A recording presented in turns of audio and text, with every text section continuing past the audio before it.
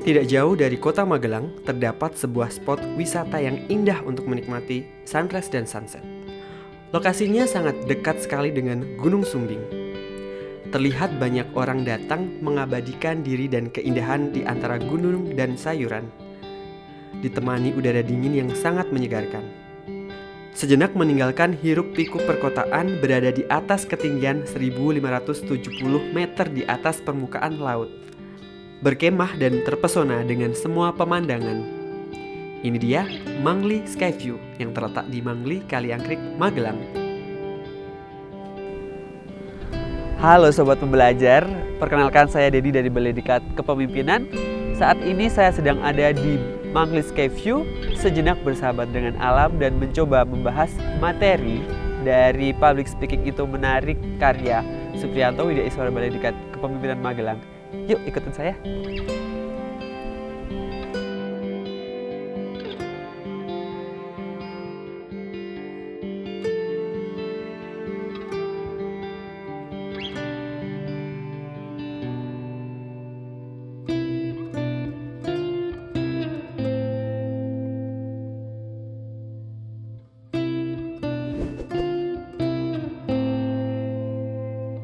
Hai Sobat Pembelajar, pernahkah Anda semuanya diminta untuk presentasi, lebih khususnya storytelling?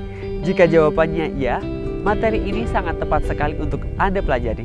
Jika belum, ini sangat bagus juga untuk kita mempelajari hal yang baru.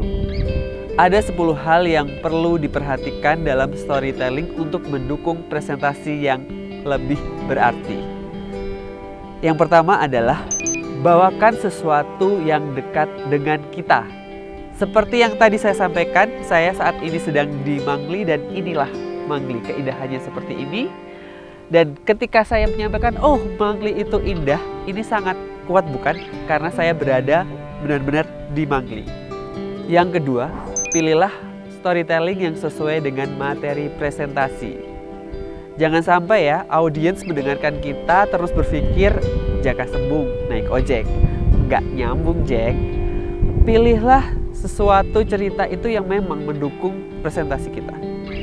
Yang ketiga, jangan merekayasa cerita kita. Audiens itu tidak suka dibohongi. Jika kita berbohong, pastilah diketemukan.